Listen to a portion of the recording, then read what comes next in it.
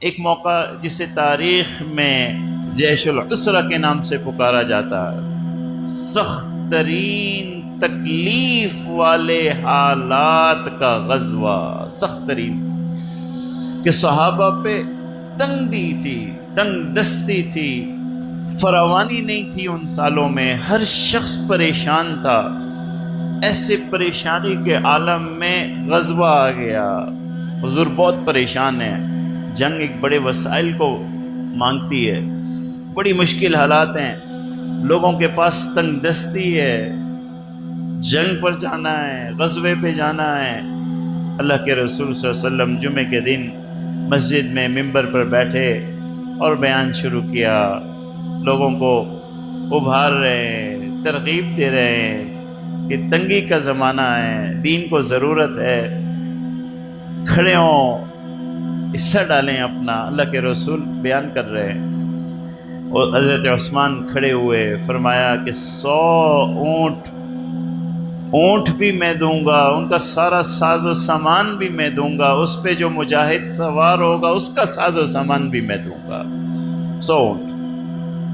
اللہ کے رسول خوش ہوئے، بیٹھ گئے۔ پھر اللہ کے رسول نے بیان شروع کیا، ضرورت پوری نہیں ہوئی، اور ساتھی کھڑے ہوں،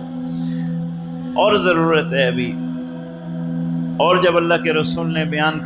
شروع کیا، پھر حضرت عثمان کھڑے ہوئے، اللہ کے رسول 200 اونٹ۔ پھر اللہ کے رسول صلی اللہ علیہ وسلم اور بیان شروع کیا، نہیں ضرورت پوری ہوئی۔ پھر تیسری مرتبہ حضرت عثمان کھڑے ہوئے اور فرمایا، اللہ کے رسول 300 اونٹ اور ان کے شاہ سواروں کا سامان اپنے خرچے سے دوں گا۔ ایسے صحابی،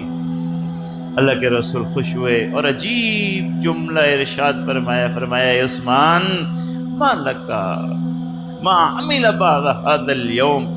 اس تیرے عمل کے بعد تو نے اتنی مدد کی ہے اللہ کے رسول کے کہ جو تو عمل کرے تیرا یہ عمل بہت بڑا ہے، آج کا عمل تیرا بہت بڑا ہے۔ پھر جب وہ مال لے کر کے آئے 300 اونٹوں کے لیے، ایک صحابی فرماتے ہیں حضرت جابر کہ اللہ کے رسول کو میں نے دیکھا جو حضرت عثمان مال لے کے آئے کہ یہ 300 اونٹ آپ خریدیں اور تیار کریں، یوں اللہ کے رسول اس میں ہاتھ مارتے تھے اور یوں اسے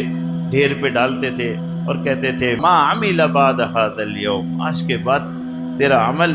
کوئی گناہ تیرے اس عمل سے نہیں بڑھ سکے گا، آج تو بازی لے گیا۔